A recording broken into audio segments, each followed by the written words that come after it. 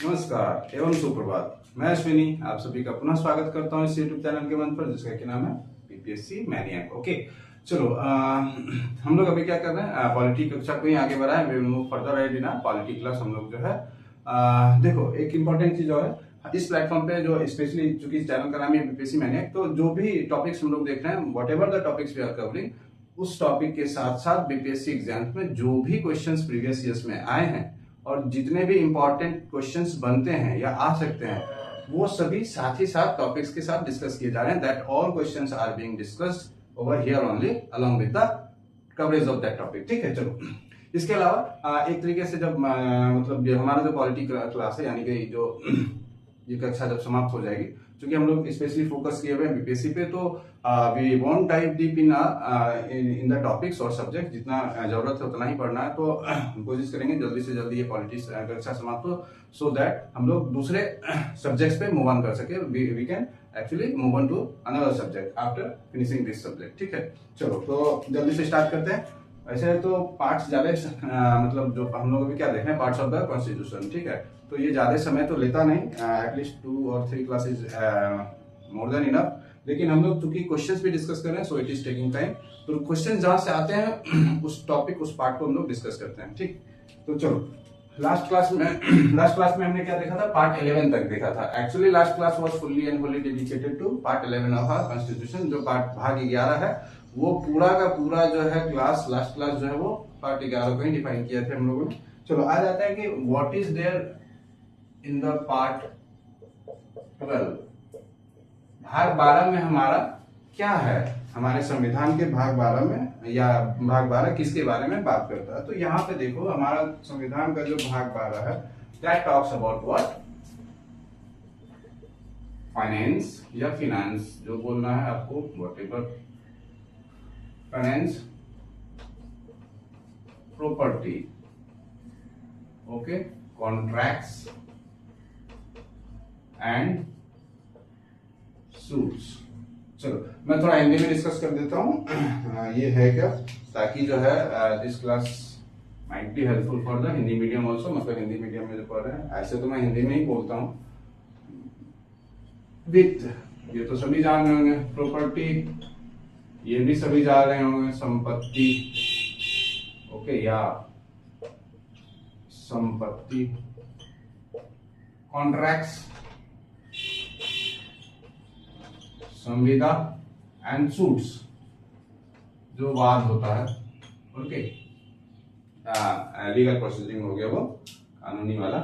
चलो तो अब देखते हैं हम लोग फाइनेंस, प्रॉपर्टी, कॉन्ट्रैक्ट्स और सूट्स यानी वित्त, संपत्ति, ठीक है, संविदा और वाद। ठीक, तो अब इसमें इस पार्ट में कहां से क्वेश्चंस बीपीएससी में आते हैं। तो सबसे पहला चीज क्या है कि जो हर बार मतलब आप लास्ट के 10 साल अगर क्वेश्चन उठा के देखोगे you will find at least 5 to 5 times, at least 4 to 5 times तो मिनिमम मान के चलो, और maybe the number goes to number में गो टू 6 और 7, तो डायरेक्टली और इनडायरेक्टली। तो सबसे पहले जैसे फाइनेंस ही है वर्ड हमारा, तो इससे रिलेटेड जो सबसे मतलब मोस्ट इंपॉर्टेंट क्वेश्चन है BPSC with respect to BPSC वो है आर्टिकल 280।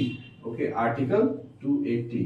और ये आर्टिकल 280 क्या कहता है, क्योंकि ये फाइनेंस से रिलेटेड है, तो article 280 talks about finance commission. Okay, ये किसके बारे में बात करता है, फाइनेंस कमीशन, वित्त आयोग। ओके, वित्त आयोग। ठीक है, तो ये जो है आर्टिकल 280 है, पूछा जा रहा है। You can just go and search the previous question, तो you will find this question. ठीक है, डायरेक्टली और इनडायरेक्टली भी कैसे मैं बात बताता हूं। तो फाइनेंस कमीशन जो वित्त आयोग है वो आर्टिकल 280 जो है वो हमारा इसके बारे में बात करता है। ठीक, ये तो डायरेक्ट क्वेश्चन हो गया क्या कि आर्टिकल 280 के अंदर क्या है, या फिर फाइनेंस कमीशन जो है वो किस आर्टिकल, किस हमारे अनुच्छेद के तहत आता है। This question has been asked directly, okay, in the BPSC exams. अब देखो इनडायरेक्टली कैसे आता है, तो अब जैसे देखो, तो इसमें अब थोड़ा सा मैं बता ही देता हूँ ताकि यहीं पे ये चीजें क्लियर हो जाए। जो फाइनेंस कमीशन है हमारा, उसका गठन कौन करता है, तो it is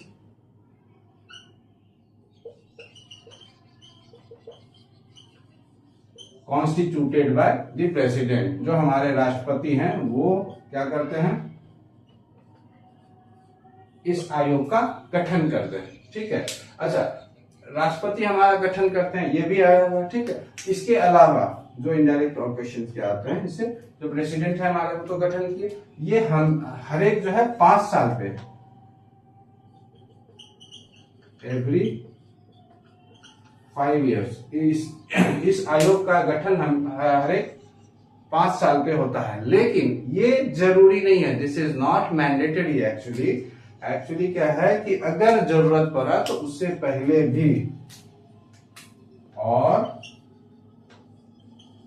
earlier as deemed, fit कर लो या नेसेसरी कर लो, सबसे एज डीम्ड नेसेसरी। ठीक है, तो या तो 5 साल या उससे पहले भी ये इसका गठन हो सकता है। तो 5 साल पे जनरली हो रहा है। ठीक है, तो अच्छा, इससे एक और क्वेश्चन रहता है, इनडायरेक्टली आता है कि जो हमारा फाइनेंस कमीशन है उसमें टोटल, सॉरी पावर चली गई, इलेक्ट्रिसिटी, मुझे लेट मी चेक कि ये आपको बोर्ड दिख रहा है कि नहीं, otherwise I am pausing the video. जब लाइट आती है I will continue the class. Sorry guys for the interruption in the class due to power cut issue, light चली गई थी जिसके कारण क्लास को बीच में रोकना पड़ा। बस पॉज वीडियो मैंने पॉज कर दिया था। Okay, now I have unpause the video, continuing. हम लोग कहाँ पे थे, चलो लेट्स कंटिन्यू द क्लास। हाँ, हम लोग आर्टिकल 20 पे मतलब इसमें थे, क्वेश्चंस डिस्कस कर रहे थे। इसमें जो जो इम्पोर्टेंट मतलब फील्ड है जहाँ से क्वेश्चंस बीपीएससी में आते हैं, तो उसके रिस्पेक्ट में पहला था it is constituted by the president. ठीक है, और कब होता है, every 5 years, but it is not necessary because, क्योंकि ये जो है 5 साल पे ही मतलब हर बार गठित किया जाए ऐसा जरूरी नहीं है। It can be what constituted earlier also, मतलब पहले भी इसे गठित किया जा सकता है 5 साल से पहले, एज डीम्ड नेसेसरी, मतलब जैसा जरूरत के हिसाब से इसे किया जा सकता है। ठीक, चलो तीसरा क्वेश्चन क्या with respect to finance commission था, क्या डिस्कस कर रहा था। हाँ, एक और क्वेश्चन है जो कि बीपीएससी प्रीलिम्स एग्जाम्स में आ सकते हैं, this is very important. How many members are there in the finance commission, तो कितने मेंबर्स होते हैं फाइनेंस कमीशन में, तो there are total 5 members. Okay, 5 members, तो जिसमें एक आपका क्या हो गया, चेयरमैन, ओके, और रेस्ट 4 जो हो गया है आपके अदर मेंबर्स। ठीक, टोटल 5 मेंबर्स होते हैं हमारे फाइनेंस कमीशन, जो वित्त आयोग का जो आयोग होता है वित्त यानी फाइनेंस कमीशन में टोटल 5 मेंबर होते हैं। This is also as important as this finance commission itself, मतलब फाइनेंस कमीशन जो आर्टिकल अनुच्छेद है उतना ही, जितना ये इंपॉर्टेंट उतना ही ये भी इंपॉर्टेंट है, तो ये आप पूछ सकता है। और हाँ, इससे इनडायरेक्टली रिलेटेड करंट अफेयर्स में पूछता है आपका कि हाँ, who has been appointed as the chairman of the फलाना, मतलब 15th फाइनेंस कमीशन, मतलब जो भी हो, या 16th फाइनेंस कमीशन, 17th अभी आने वाला है 16th। ठीक है, तो या उससे एक आध पहले भी पूछा जाता who was the chairman of, अगर कुछ इंपॉर्टेंट चीजें उस मतलब उसका फेमस हो रहा है या चर्चे में है, उनका रिकमेंडेशन। ठीक है, ये क्या करता है फाइनेंस कमीशन, क्या करता है, दिस गिव्स व्हाट, इसका फंक्शन क्या है, what is the function of this finance commission, it gives recommendation. चलो ये भी डिस्कस कर ही देता हूं, रिकमेंडेशन टू प्रेसिडेंट, किसके रिस्पेक्ट में, क्या चीज के रिस्पेक्ट में रिकमेंडेशन देता है। देखो एक्चुअली ये तो वहां पढ़ना था, लेकिन चलो क्वेश्चंस आते हैं तो इसे याद आ गया तो मैं डिस्कस कर देता हूं। तो देखो, जो सेंट्रल और स्टेट गवर्नमेंट के बीच में जो टैक्स डिस्ट्रीब्यूशन होना है, ठीक है, टैक्स डिस्ट्रीब्यूशन वो किस हिसाब पे हो, ठीक है, वो उसका मतलब किस रेशियो में हो,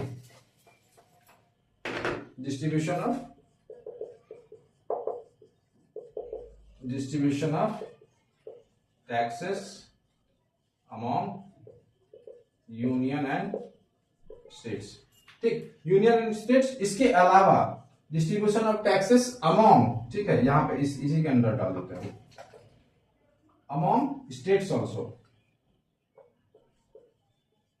तो ऐसा व्यापार हो जो दो राज्यों के बीच ज्यादा चल रहा हो, तो वहां पे किस टाइप से जो भी हो इस टाइप अमाउंट, तो वहां से जो टैक्स रेवेन्यूज मतलब राजस्व जो कर, चूंकि यहाँ फाइनेंस हमारा क्या है, देखो फाइनेंस प्रॉपर्टी कॉन्ट्रैक्ट, तो फाइनेंस में हमारा क्या हो जाएगा, टैक्स हो जाएगा, रेवेन्यूज हो जाएगा। ओके, ये क्या हो जाएगा, टैक्स रेवेन्यूज, यही सब बात करेगा ना, it will talk about this only. तो यहां से अमाउंट दी स्टेट्स ऑल्सो, तो जो डिस्ट्रीब्यूशन ऑफ टैक्सेस है अमाउंट किस टाइप से होना चाहिए, जो टैक्स कलेक्ट हो रहा है, जो राजस्व मतलब जमा किया गया कर के थ्रू, कर लगा के, तो उसका जो है यूनियन मतलब जो संघ है मतलब हमारा और जो राज्य है उनके बीच में किस तरीके का मतलब डिस्ट्रीब्यूशन होना चाहिए, कौन से रेशियो में होना चाहिए, और अमॉन्ग द स्टेट्स और राज्यों में कैसे होना चाहिए। तो अब जैसे क्या है कि मान लो कि जो रिकमेंडेशन दिए 15 फाइनेंस कमीशन या 14 फाइनेंस कमीशन की, इतना परसेंट रेशियो जो है 14 या 13% जो भी है वो this will be provided to फलाना स्टेट, यानी जो भी स्टेट हो, बिहार को जैसे कि या पिछड़ा स्टेट्स को थोड़ा ज्यादा परसेंटेज मिल जाता है, ठीक, जो भी है, तो वो आप देख लेना। तो यहां से भी एक करंट अफेयर्स का बनता है, यहां से भी बनता है। यहां से क्या करंट अफेयर्स का बनता है, करंट अफेयर्स में यहां से क्वेश्चन बनता है, who has been appointed as the what chairman of the finance commission, मतलब 16th हो या 17th हो जो भी है, तो कौन नए चेयरमैन, ठीक है, अध्यक्ष चुने गए हैं वित्त आयोग के। और यहां से क्या, यहां से इकोनॉमिक्स में भी डायरेक्ट क्वेश्चन आता है कि जो टैक्स का डिस्ट्रीब्यूशन का जो लेआउट है, फॉर्मा है, वो जो वित्त आयोग जो भी गठन हुआ उन्होंने जो रिकमेंड किया वो किस परसेंटेज में या कौन सा रेशियो में है, ठीक है, this comes on under what current affairs also. तो डायरेक्टली इनडायरेक्टली देखो कैसे क्वेश्चंस आते हैं और आ सकते हैं। ओके, ठीक, अमंग द स्टेट्स। इसमें एक चीज और है, जब डिस्कस करना है कर ही रहे तो ये भी कर ले, डिस्ट्रीब्यूशन ऑफ टैक्सेस हो गया। एक चीज और है, जो ग्रांट इन एड्स मिलता है, ग्रांट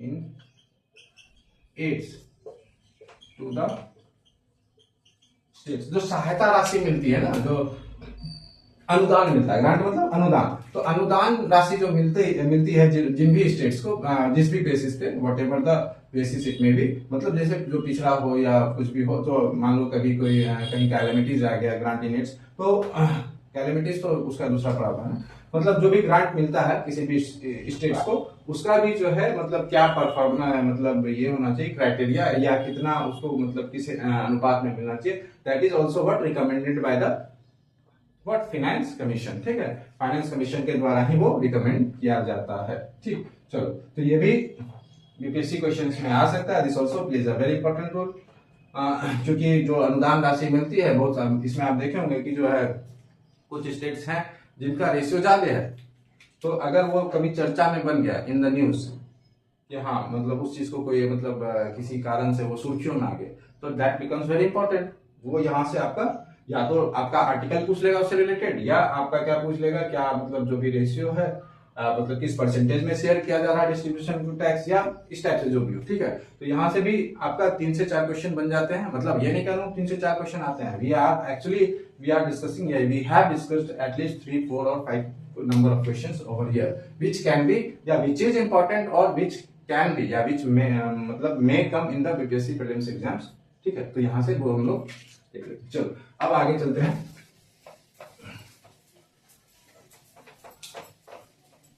280 में, हाँ 280 का ही आगे हम लोग देखते हैं। फाइनेंस कमीशन तो हो गया, अब आ जाते हैं। अच्छा एक चीज और, ये जो हमारा पार्ट 12 है,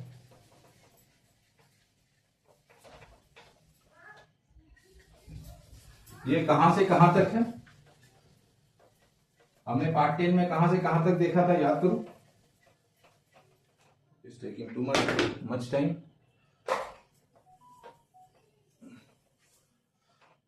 तो ये जो हमारा पार्ट 10 था, तो पार्ट 10 हमारा क्या था, 245 याद करो जो भी हो, 263 था आई थिंक सो, जो भी हो 263 था ये हमारा। तो जाहिर सी बात है 263 था, तो 264 से 300 और ये ए तक है, तो मतलब कि क्या हो गया कि 300 के बाद जो ए है कुछ अमेंडमेंट हुआ होगा, उसके तहत इसको ऐड किया गया है।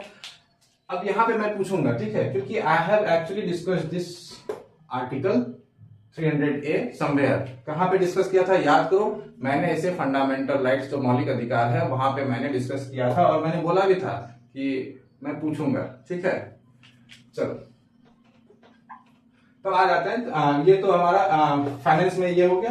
फाइनेंस में और हमारा क्या हो सकता है, फाइनेंस में हमारा एक तो वित्त से रिलेटेड, रेवेन्यू से रिलेटेड सारी चीजें हो गई। फाइनेंस से रिलेटेड और 2-3 इंपॉर्टेंट चीज हैं जो मतलब हमेशा आता है, जैसे क्या, consolidated fund of India, consolidated fund of India, ठीक, क्योंकि टैक्स रेवेन्यू से ही बात कर रहे हैं हम लोग। तो कंसोलिडेटेड फंड मतलब कि इसको कहोगे कंसोलिडेट, मतलब हिंदी में मैं लिख देता हूं संचित निधि। क्या होगा, संचित निधि, ठीक। तो कंसोलिडेटेड फंड ऑफ इंडिया का क्या है कि अब चूंकि जैसा नाम है कंसोलिडेटेड, मतलब सारा, मतलब जो भी रेवेन्यूज, यानी इसका मतलब जो भी टैक्स रेवेन्यूज जो भी ये है वो सभी के सभी कहां पे आते हैं, हमारा मतलब संचित कहां होते हैं, वो कंसोलिडेटेड फंड ऑफ इंडिया में होता है। सॉरी, तो देखो इसका जो आर्टिकल है ये है 266, ओके 266। अच्छा, इसमें क्या है कि सब एक क्लॉज जुड़ा हुआ है हमारा, वन और टू, क्या वो भी that I will also discuss also भैया, मतलब हम जो है इसको यही डिस्कस करेंगे। कंसोलिडेटेड फंड ऑफ इंडिया संचित, तो इसमें क्या क्या आ जाएगा हमारा, सोचो कौन कौन से रेवेन्यूज आ सकते हैं। जितने भी टैक्सेस हैं जो कलेक्ट होते हैं, मतलब सोर्सेस ऑफ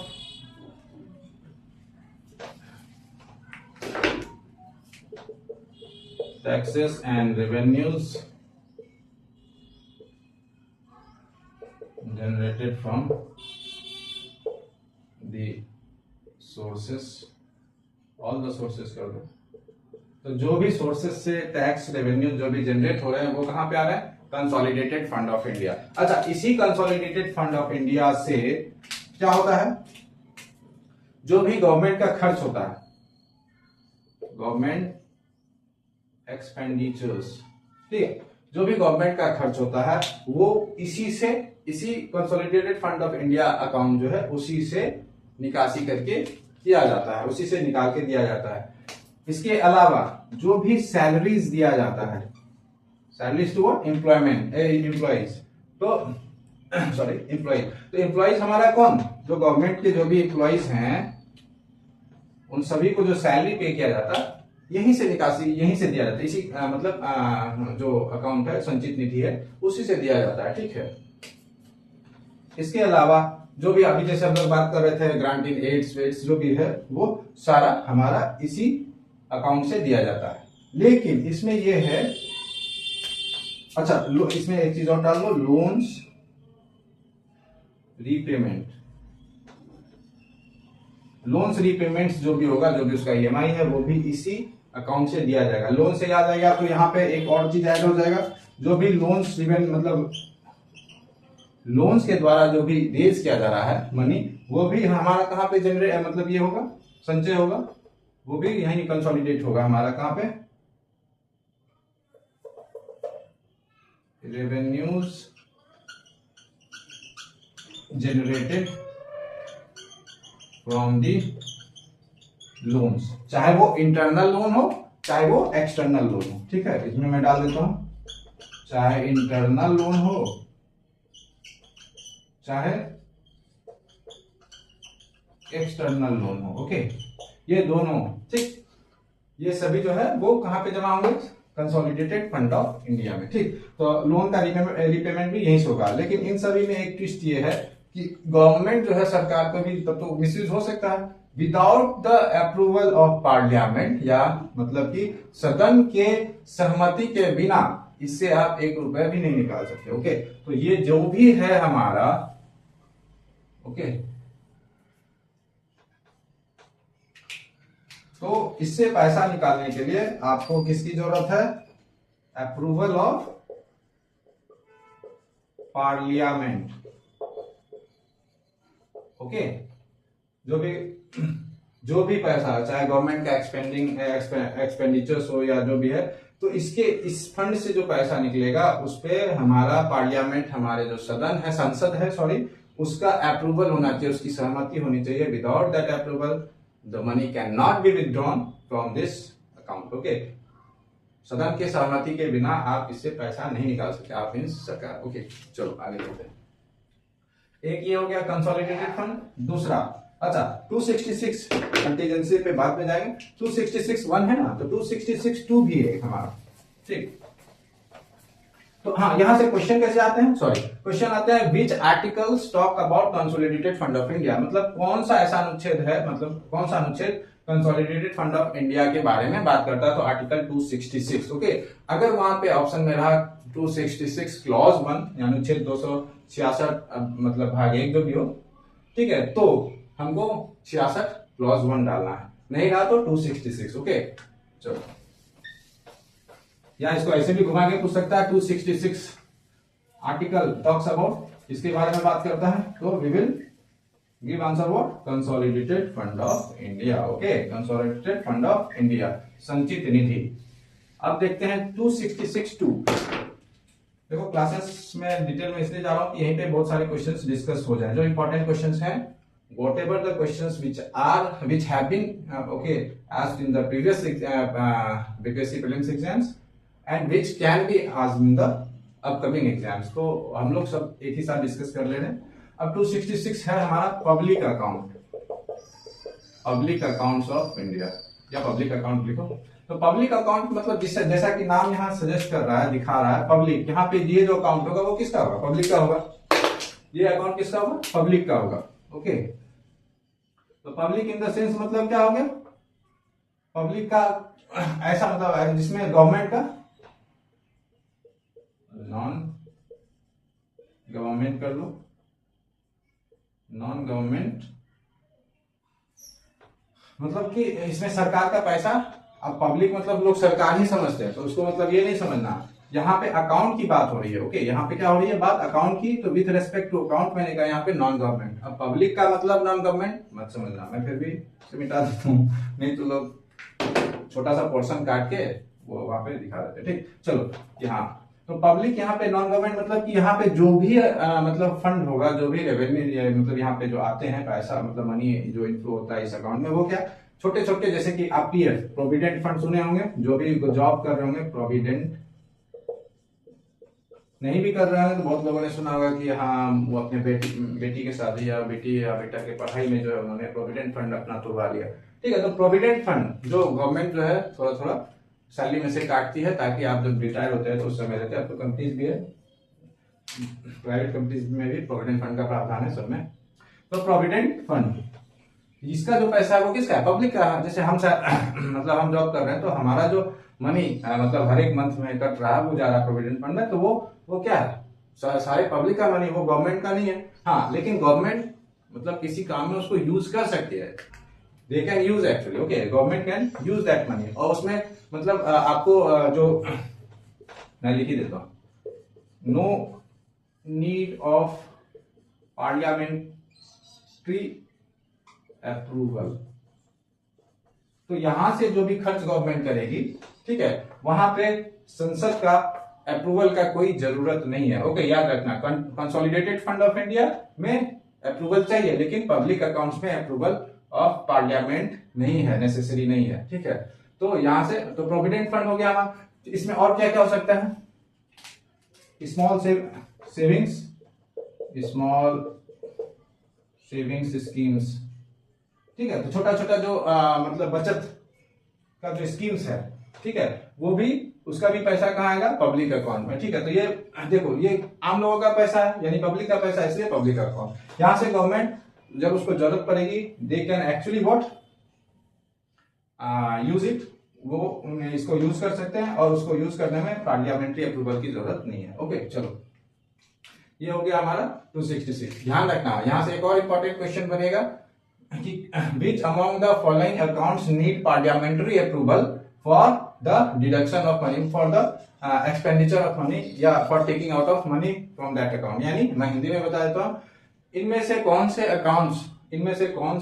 अकाउंट्स यानी खाताओं में से जो पैसा है निकाला जा सकता है विथ, या तो पूछ देगा विथ मतलब जिसमें पार्लियामेंट्री संसद की अप्रूवल की जरूरत है, या जिसमें संसद के अप्रूवल की जरूरत नहीं है, और ऑप्शन दे देगा कंसोलिडेटेड पब्लिक हो गया, contingency we are discussing right now, अभी मतलब we will discuss right now. ठीक है, और पब्लिक अकाउंट मैंने डिस्कस कर दिया। अब इसके बाद कंटीजेंसी डिस्कस करता हूँ, फिर लास्ट में वो क्वेश्चन देखते हैं, ठीक है। तो अब देखो कंटीजेंसी फंड क्या है।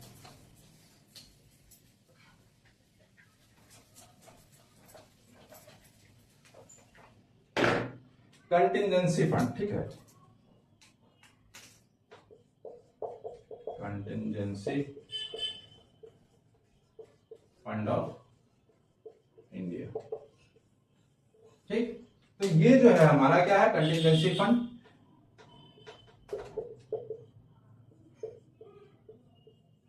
आकस्मिक आकस्मिक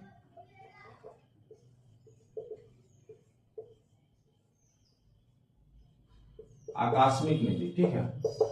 मतलब जैसा कि नाम बता रहा है, क्या हो गया आकस्मिक, मतलब आकस्मिक मतलब इमरजेंसी, तो इसको हम लोग क्या बोल सकते हैं, एक तरीके का इमरजेंसी फंड है, emergency fund, okay, emergency fund.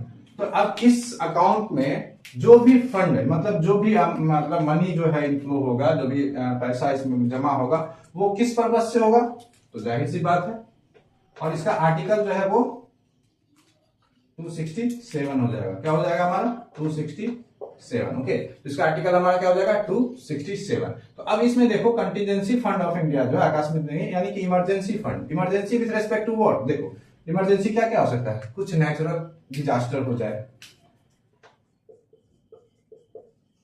Natural disasters oblique calamities, ठीक है, मतलब प्राकृतिक आपदा कोई आ गया, मैं हिंदी में भी लिख देता हूं सो दैट प्राकृतिक आपदाएं,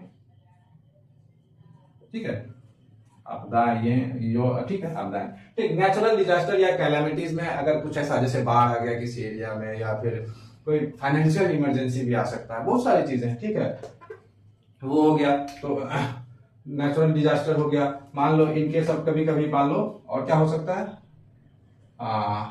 इमरजेंसी के नाम पे कुछ ऐसा, मतलब वॉर का सिचुएशन हो गया हो, ठीक, तो वो भी हमारा क्या इमरजेंसी का सिचुएशन है। और क्या हो सकता है हमारा इसमें फाइनेंशियल इमरजेंसी, जैसे मैंने बोला उसके लिए एक अलग सा आर्टिकल है इमरजेंसी वाला जो है वो दैट विल आल्सो डिस्कस। चलो, तो ये हो गया क्या हमारा इमरजेंसी फंड है, यहां से जो पैसा निकलेगा, ठीक है, तो यहां से जो भी पैसा निकलेगा सरकार उसको without prior approval of, without the prior approval parliament निकाल सकती है, ओके। मतलब कि सदन संसद का जो है पहले, मतलब उसमें क्या था कंसोलिडेटेड फंड ऑफ इंडिया, जो भी पैसा निकलेगा पहले उसमें क्या होगा, हमें पार्लियामेंट्री अप्रूवल की जरूरत है, पर इस जो हमारा पब्लिक अकाउंट है उसमें जरूरत नहीं है, और इसमें भी जरूरत नहीं है प्रायर अप्रूवल ऑफ पार्लियामेंट की, संसद सदन की जो है वो मतलब सहमति, मतलब शुरुआत में ही, मतलब कि निकालने से पहले ही सहमति की जरूरत नहीं है। तो दैट मतलब गवर्नमेंट कैन व्हाट एक्सपेंड, मतलब नहीं ये कर दो, government can take out the money for the expenditure in natural disaster conditions और calamities from this account without the prior approval of parliament, मतलब सरकार निकाल सकती है इससे पैसा किसी भी नेचुरल डिजास्टर या कैलेमिटीज में, यानी प्राकृतिक आपदाएं में खर्च करने के लिए, और उसके लिए पहले से जो है सदन की क्या सहमति की जरूरत नहीं है। तो अब क्वेश्चन जो आया वो हम लोग डिस्कस कर रहे थे, which of the following accounts needs what parliamentary approval for the what for taking out the money for any expenditure, ठीक है, फॉर एनी एक्सपेंडिचर डायरेक्ट कर लो, यानी मैं हिंदी में बोल देता हूं ऐसे, इनमें से जो नीचे ऑप्शन दे देगा कंटीजेंसी, कंसोलिडेटेड, पब्लिक अकाउंट, तो इन तीनों खाताओं में से किस खाते से जो है भारत यानी सरकार जो है वो क्या करते हैं फंड निकाल सकती है, मतलब या जिसके निकालने में, जिस खाते से पैसे निकालने में सदन की व्हाट मतलब सहमति की जरूरत नहीं है या परमिशन की जरूरत नहीं है, ये या नहीं तो किन खाते में से, इनमें से किस खाते में से जो है वो सरकार को पैसे निकालने के लिए संसद की सहमति की जरूरत होती है, तो कंसोलिडेटेड फंड ऑफ इंडिया, ठीक है। तो यहां से एक और क्वेश्चन इंपॉर्टेंट ये हो गया, आर्टिकल ये हमारा क्या हो गया 267। अब आ जाते हैं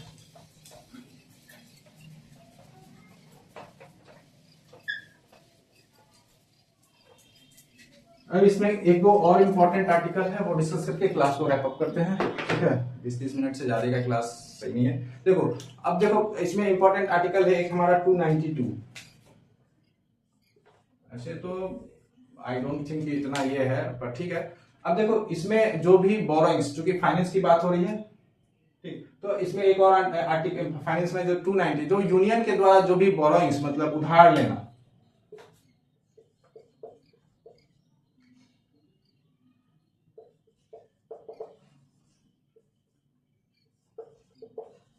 संघ के द्वारा उधार लेना, ओके। तो ये जो है किस आर्टिकल में डिस्कस किया गया, 292 और 293 उसी तरीके से BORRO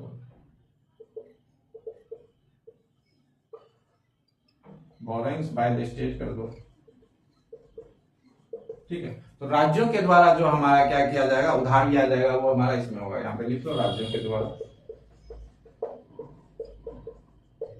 ओके। चलो ये हो गया। अब आ जाते हैं प्रॉपर्टी। याद करो कि हमने डिस्कस किया था फंडामेंटल राइट्स में, मौलिक अधिकार में क्या डिस्कस किया था, मैंने वहां बोला भी था कि I will ask over here जब भी क्लास होगा इससे रिलेटेड, याद करो। तो प्रॉपर्टी हमारा क्या है, संपत्ति। मैंने एक बोला था फंडामेंटल राइट्स में, द राइट टू प्रॉपर्टी जो था, राइट टू प्रॉपर्टी, ये हमारा पहले क्या होता था, earlier it used to be fundamental right. ये किसमें आता था, फंडामेंटल राइट्स में आता था, मौलिक अधिकार में, फंडामेंटल राइट्स में, ओके।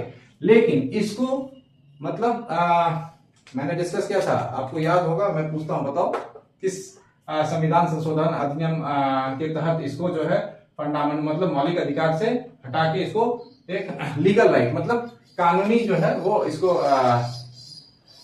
राइट बना दिया गया, मतलब अधिकार बना दिया गया, ठीक। तो ये था हमारा 44th constitutional amendment act of what 1978, okay.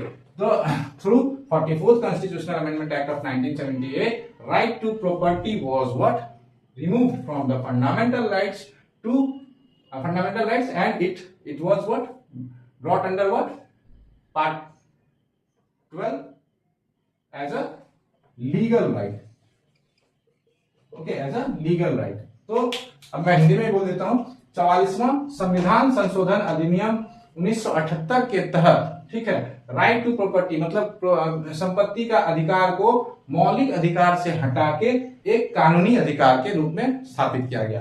कहां पे, पार्ट 12 में, ओके। इसीलिए ये जो 300A है ना, ये A, इसीलिए 300A, नहीं तो 264 से 300 ही रहता।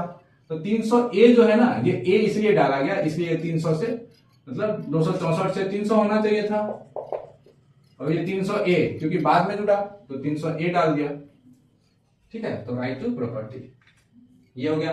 कॉन्ट्रैक्ट संविदा जो भी मतलब हमारा ये भी पूछता है, ठीक है, ये this question has been asked in your previous BPSC prelims exams कि कौन सा ऐसा जो मतलब राइट है, मतलब कितने फंडामेंटल राइट्स हैं, ठीक है, कौन सा ऐसा राइट या राइट टू प्रॉपर्टी जो है उसको लीगल राइट बना दिया, कौन से संविधान संशोधन एक्ट के तहत, ठीक है, या इस एक्ट के मतलब संशोधन जो कॉन्स्टिट्यूशनल अमेंडमेंट एक्ट के तहत किस राइट को जो है फंडामेंटल राइट से लीगल राइट में बताया गया, ठीक। चलो ये हो गया। कॉन्ट्रैक्ट मतलब जो भी संविदा मतलब कि जो भी गवर्नमेंट जो है कॉन्ट्रैक्ट करेगी, कॉन्ट्रैक्ट में होगी किसके, या तो स्टेट गवर्नमेंट से कॉन्ट्रैक्ट में ये हो या फिर किसी भी नेबरिंग कंट्रीज से हो, तो वो कॉन्ट्रैक्ट जो है कैसा होना चाहिए उसका प्रारूप, that is what discussed under what part 12 of the constitution, ठीक। और सूट्स वाद जो भी वाद मतलब रिलेटेड टू लीगल, तो गवर्नमेंट का जो भी हमारा लीगल ये है वाद होगा, जो भी कानूनी केसेस होंगे, ठीक है, तो that is what being held by the held in the part 12 of our constitution, ठीक है। सॉरी मेरा मीटिंग है, अगर इसमें कुछ छूट गया होगा तो contact and suits I will discuss in the next class. Light चली गई थी इसलिए मैं ये नहीं कर थोड़ा डिले हो गया क्लास, सॉरी 8 से मेरी मीटिंग है, I have to prepare for that also, ठीक है। चलो wrapping up the things over here only, मिलते हैं अगले क्लास में, until then bye bye, take care, ठीक। चलो Hoping you guys have enjoyed the class.